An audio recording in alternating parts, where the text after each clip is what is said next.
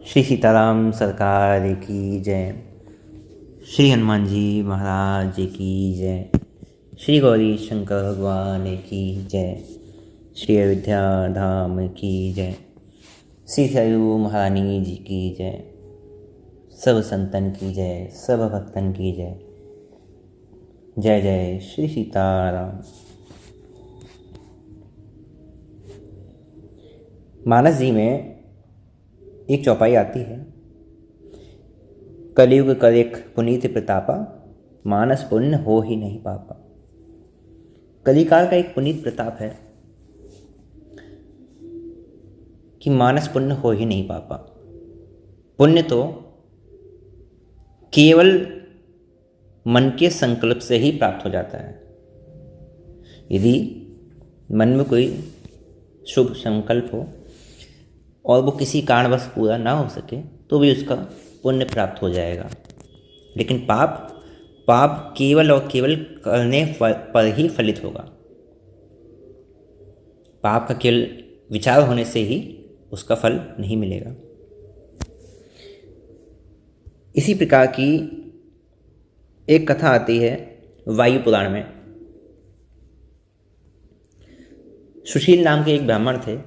उनके दो पुत्र थे। बड़े का नाम था सुव्रत और छोटे का नाम था व्रत। दोनों युवा थे, गुणों से संपन्न और विद्वान थे। दोनों भाई पिता की आज्ञा से प्रयाग के माघ महीने में तीर्थ स्थान में प्रयाग में स्नान के लिए दोनों गए पिताजी से आज्ञा लेकर। और जिस दिन वो दोनों प्रयाग पहुँचे उस दिन थी जन्माष्टमी। वहाँ बेनी माधव जी के मंदिर में उत्सव था। तो दोनों ने सोचा कि मंदिर में उत्सव है तो मंदिर में उत्सव देखने के लिए चलते हैं।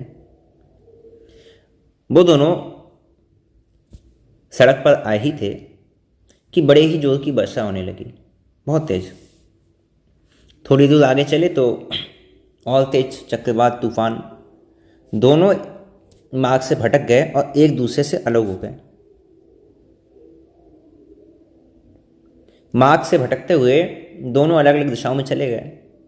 अब एक तो भाई चला गया एक गांव में एक वैश्या के घर। उसको पता नहीं था तो गया तो वहाँ पे वैश्या का घर निकला। वहाँ जाके पहुँच गया और जो दूसरा भाई था वो भटकते भटकते माधव जी के मंदिर में ही पहुँच गया। अब जो बड़ा भाई था सुव्रत, वो चाहता था कि जो व्रत है वो भी उसके साथ वैश्या के यहाँ चला आता, वो भी उसके साथ वैश्या के यहीं चला जाता। ठीक है, लेकिन जो व्रत था उसने उसको स्वीकार नहीं किया। मतलब जब बारिश हो रही थी उसी समय दोनों ने मन में संकल्प कर लिया था दोनों ने कि बारिश बहुत तेज हो रही है तो भटक जाएं तो क्या करते हैं कि अपनी अपनी दिशाओं में चलते हैं। तो वो कहता है कि ठीक है ऐसा करते हैं, मंदिर की ओर चलते हैं। तो जो बड़े भाई था उसने कहा मंदिर नहीं, यहाँ गांव में चलते हैं, गांव में एक वैश्यालय है वहाँ पे रह लेंगे। तो दोनों भाई अपने अपने चिंतन करने लगे। उधर जो वृत्त था वो माधव जी के मंदिर में पहुंच गया। लेकिन वहाँ पहुंचने पर क्या हुआ, उसके मन के जो संस्कार थे वो बदलने लगे और वो पछताने लगा। मंदिर में था लेकिन मंदिर में रहते हुए सोच क्या रहा था कि मंदिर में तो मैं हूँ और बारिश का ऐसा समय है, मंदिर का तो सब खत्म हो गया, खराब हो गया। लेकिन मैं बड़े भैया के साथ यदि वैश्यालय में चला जाता तो अच्छा था, वहाँ सही था, वहाँ चला जाता तो। और दूसरा भाई ये सोच रहा था कि मैं वैश्यालय आ गया, बेकार आ गया, मैं अपने भाई के साथ चला जाता तो वहाँ ठीक था, मंदिर में उत्सव होगा, भगवान की पूजा हो रही होगी, है ना, मेरा भाई व्रत भगवान के सामने खड़ा होगा। तो दोनों ही अलग अलग स्थान पर होते हुए भी अलग अलग स्थान का ही चिंतन करने लगे। मंदिर वाला जो भाई था वो वैश्यालय के चिंतन करने लगा कि मेरा भाई वहाँ है, सुख से होगा, यहाँ तो सब खराब हो गया। और जो भाई वैश्यालय पहुँच गया वो चिंतन कर रहा है क्या? वो चिंतन कर रहा है कि मंदिर में उत्सव होगा, मेरा भाई भगवान की आरती पूजा कर रहा होगा, भगवान का दर्शन कर रहा होगा, मंदिर में उत्सव है उसका आनंद ले रहा होगा, मुझे जहाँ जाना चाहिए था। अब धीरे धीरे जब समय व्यतीत होने लगा, रात्रि अधिक बढ़ने लगी, तो जो सुव्रत था, जो वैश्यालय में था, वो अपने मन में बड़ा पश्चाताप करने लगा। सोचने लगा कि व्रत के कैसे पुण्य थे, है ना, जन्माष्टमी की रात भगवान के मंदिर में भगवान का दर्शन, भगवान को अर्घ्य दे रहा होगा, भगवान की आरती पूजा कर रहा होगा, भगवान के नाम कीर्तन का अवसर उसे प्राप्त हुआ होगा, है ना। कितना आज पवित्र दिवस है, भगवान के चरणों में मस्तक। इस प्रकार से भांति भांति से मंदिर का और भगवान का चिंतन कर रहा था। जो मंदिर वाला था वो वैश्यालय के चिंतन कर रहा था। धीरे धीरे रात्रि व्यतीत हो गई। प्रातःकाल दोनों फिर वहाँ से निकले अपने अपने स्थान पर, और फिर मार्ग में आके दोनों मिल गए, क्योंकि बारिश का समय था। और दोनों एक साथ आए ही थे कि उसी समय वहाँ पे वज्रपात हुआ, बिजली गिरी, और दोनों की उसी क्षण ही मृत्यु हो गई। उसी क्षण दोनों की मृत्यु हो गई। अब उसी समय वहाँ पे 3 यमदूत आए और दो भगवान के पार्षद उपस्थित हो गए। अब यमदूतों ने तो उस भाई को पकड़ा जो मंदिर में था, और जो भगवान के पार्षद थे उन्होंने उस भाई को पकड़ा जो वैश्यालय में था। जैसे ही वो उन्हें ले जाने को तैयार हुए, तो जो वैश्यालय में भाई था जिसको भगवान के दूत ले जा रहे थे, वो कहने लगे, ये आप लोग क्या कर रहे हैं, ये तो बड़ा अन्याय है। भाई कल के पूर्व तो हम दोनों समान ही थे, और आज की रात मैं वैश्यालय में रहा और मेरा भाई भगवान के मंदिर में रहा। परम पुण्य भगवान के मंदिर में है कि अर्जित कर चुका है। तो यदि मैं भगवान के धाम जा सकता हूं तो फिर मेरा भाई भी भगवान के धाम जाने का ही अधिकारी हुआ। तो भगवान के दोनों पार्षद हंसने लगे बड़े ही जोर से, कहने लगे कि देखो, हम लोग ना तो भूल करते हैं और ना ही अन्याय करते हैं। देखो, धर्म का जो रहस्य है ना, वो बड़ा ही सूक्ष्म है। धर्म इस प्रकार से सबकी समझ में नहीं आ सकता। जितने भी देखो धार्मिक कार्य हैं, उन सब में मन की जो शुद्धि है वो ही मूल कारण है। मन से किया गया जो पाप है वो दुख देता है, और मन से जो चिंतन होता है धर्म का वो सुख देता है। तुमने रात भर क्या किया? तुम रात भर मन से भगवान के मंदिर का, भगवान के प्रसाद का, भगवान के कीर्तन का, उसका चिंतन करते थे। उस चिंतन के फलस्वरूप तुम्हें भगवान के धाम की प्राप्ति हुई। और इसके विपरीत तुम्हारा भाई था तो भगवान के मंदिर में, लेकिन दिन रात वो अशुभ चिंतन करता रहा, इसलिए वो नरक जा रहा है।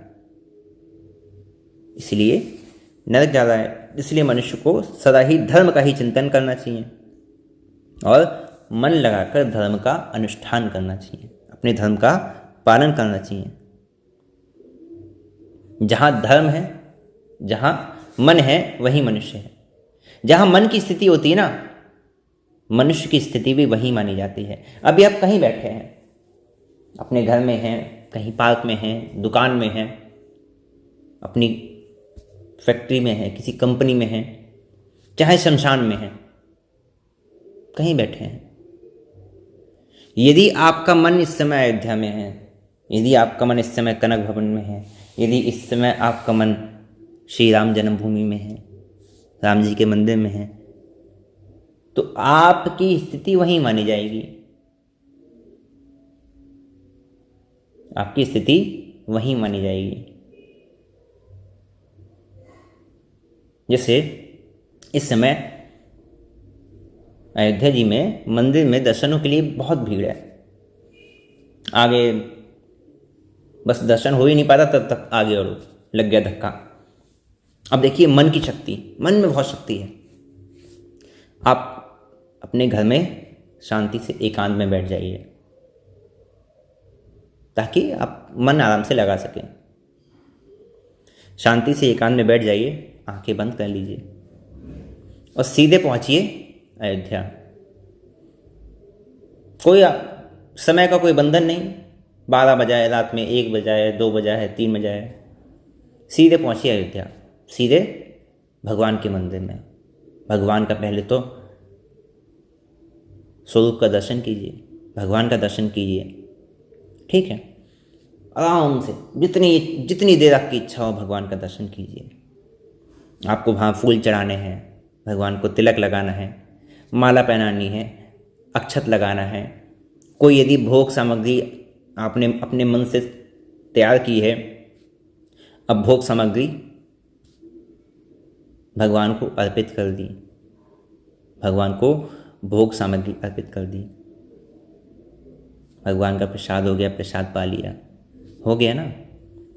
अब आपका मन है कि थोड़ी देर बैठ के राम जी के सामने कीर्तन कर लें, नाम का कीर्तन कर लीजिए, नाम जप कर लीजिए, भगवान की थोड़ी सेवा कर लीजिए। मंदिर है, थोड़ी सी मंदिर में झाड़ू लगा दी। अब क्या वास्तविक स्वरूप से अब वहाँ पहुँचेंगे सशरीर, तो आप ये सब कर पाएंगे? नहीं कर पाएंगे। बस पहुँचे और लगा धक्का। अब मन में क्या बात आ जाएगी कि अरे हमने तो उस समय ध्यान लगाया था, तो ध्यान में इस प्रकार से भगवान की सेवा दर्शन किया था, उसका कोई पुण्य थोड़ी है, उसको कोई फल थोड़ी है। हम तो मंदिर सशरीर जाएंगे तभी उसका फल होगा, ऐसा नहीं है। मानस पुण्य हो ही नहीं पापा। यदि मन से आपका संकल्प सत्य है, आपने जो दर्शन किया है उसमें आपका भाव है, आपने भगवान को प्रसाद पवाया उसमें आपका भाव है, तो आपको मंदिर जाने से ज़्यादा लाभ घर में बैठे में हो जाएगा। मंदिर जाने पर आपको उतना लाभ नहीं होगा जो आपके घर बैठे हो जाएगा। कुछ नहीं लगना और सब कुछ हो जाएगा। तो जहां मन है वहीं मनुष्य है। अब सुब्रत ने कहा कि ठीक है, जो भी बात है, लेकिन जब तक मेरा भाई जो है भगवत धाम नहीं जाता, मैं भी नहीं जाऊंगा, है ना। और सुब्रत ने यमदूत से कहा कि आप ऐसा कीजिए, आप मेरे भाई को यमपाश से मुक्त कर दीजिए। तो भगवान के पार्षद बोले कि देखो सुब्रत, यदि तुम्हें उस पर दया है ना, तो तुमने पिछले जन्म में तुमने माघ स्नान किया था। वो भी कैसे किया था? मानसिक। तुम्हारी बहुत इच्छा थी माघ में प्रयाग में स्नान करने के लिए, लेकिन तुम जा नहीं सके थे। लेकिन तुमने अपने मन से उसका चिंतन किया था, मन से तुमने उस माघ स्नान का चिंतन किया था, मानसिक स्नान तुमने वहाँ किया था। तो वो जो तुम्हारा संकल्प था, उस संकल्प का तुम्हारा जो पुण्य है वो तुम्हारे पास है। देखिए यहाँ पे भी मानसिक स्नान की बात आई है।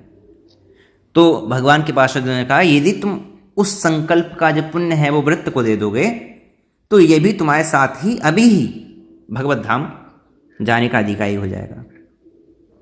तो सुब्रत ने उसी समय तत्काल ही भगवान के पार्षदों के वचनों के अनुसार अपना जो पुण्य था उसको वृत्त को दिया, और उसके पश्चात फिर वृत्त भी सुब्रत के साथ भगवान के धाम के लिए दोनों ने प्रस्थान किया, भगवान के पार्षदों के साथ। देखिए दोनों परिस्थिति में जो महिमा आई वो मन के भाव की आई। कि यदि मन है, यदि मन है तो सब कुछ है, मन से ही सब कुछ प्राप्त है। भगवान के धाम नहीं जा सकते, कोई बात नहीं, मन से पहुंच गए, भगवान की सेवा कर ली। शरीर में स्नान नहीं कर सकते, कोई बात नहीं, मन से पहुंच के मानसिक स्नान कर लिया, सब कुछ मन से प्राप्त हो जाएगा। घर में बैठे बैठे सारे तीर्थों का दर्शन हो जाएगा, सारे तीर्थों का जो पुण्य है वो प्राप्त हो जाएगा। घर में बैठे बैठे कहीं जाने की आवश्यकता नहीं है। केवल क्या है कि मन के द्वारा भाव का चिंतन कीजिए और मानस पुण्य हो ही नहीं पापा, लेकिन संकल्प हमारा सत्य रहना चाहिए। जैसे हमारी अभी मान लीजिए अयोध्या जी जाने की बड़ी इच्छा है, बहुत इच्छा है, अब क्या हुआ, मजबूरी हो गई, टिकट नहीं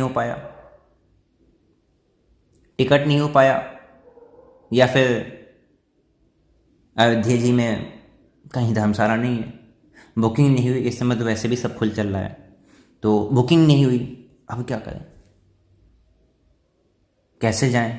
अवस्था ऐसी है, 60 70 50 वर्ष की अवस्था है, कैसे व्यवस्था होगी? नहीं गए। लेकिन मन बहुत है, जब मन है तो फिर अब वहाँ पे जो मानसिक सेवा है वो हो सकती है, जिसको मानसिक सेवा भी कहते हैं, वो काम हो सकता है कि प्रभु ऐसी ऐसी बात थी और जैसी आपकी इच्छा है, यदि आज से मैं नहीं आ सका तो आपकी ही इच्छा होगी, आपका मंगल विधान होगा, लेकिन प्रभु मैं फिर भी, यद्यपि मैं आपके धाम नहीं आ सका, लेकिन फिर भी मैं आपकी सेवा करना चाहता हूँ, तो भगवान की ओर से छूट है कि आप वहाँ पे मानसिक सेवा कर सकते हैं। जो सेवा मंदिर में नहीं हो सकेगी वो सेवा मन में हो जाएगी। मंदिर में आप अपने हाथ से खीर बना के ले जाएंगे, भगवान को नहीं पवा सकेंगे, खीर एक कोने में रख दी जाएगी, चलो आगे बढ़ो। लेकिन यहाँ मानसिक सेवा में आपको खीर पकाने की भी ज़रूरत नहीं है, बैठे बैठे ही मन में सारा काम हो गया, सारी पकवान हो गए, खीर पूड़ी कचौड़ी 56 भोग सब तैयार हो गए, भगवान सामने बैठे हैं। अब भगवान का विग्रह नहीं है, भगवान का अचार उतार नहीं है, साक्षात भगवान सामने बैठे हैं, मन है ना, भगवान सामने साक्षात बैठे हैं, आपके हाथ से पा रहे हैं, आपके सामने मुस्कुरा रहे हैं।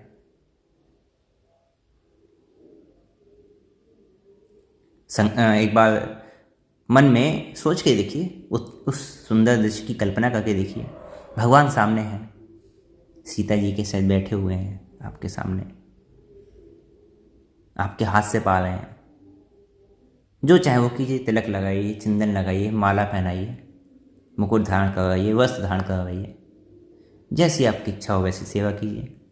चरण सेवा चाहिए, चरण सेवा कीजिए, चरण प्रक्षालन करना है, चरण धोइए, भगवान के चरणामृत का पान कीजिए, जैसे चाहे वैसे, सब कुछ मन से प्राप्त हो जाएगा।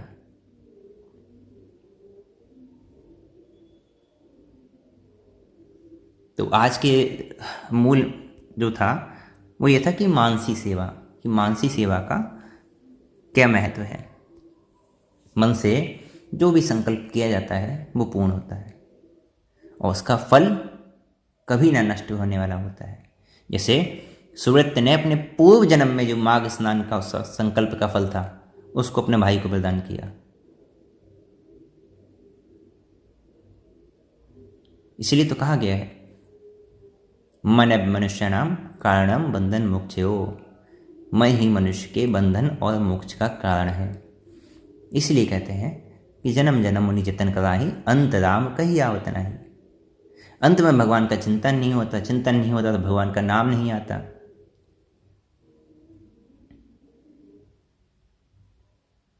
इसलिए नित्य प्रति भगवान के चिंतन का अभ्यास कीजिए, भगवान के चिंतन का अभ्यास कीजिए, मानसिक सेवा के अभ्यास कीजिए। मैं ये तो नहीं कहता कि ठीक है आपको मानसिक सेवा सिद्ध हो जाएगी, भगवान आने लगेंगे, लेकिन फिर भी यदि हमारा संकल्प सत्य है तो उसका लाभ हमें अपनी साधना में, अपनी भक्ति में अवश्य प्राप्त होगा। और आज के लिए यही विश्राम देते हैं। जय जय श्री सीताराम।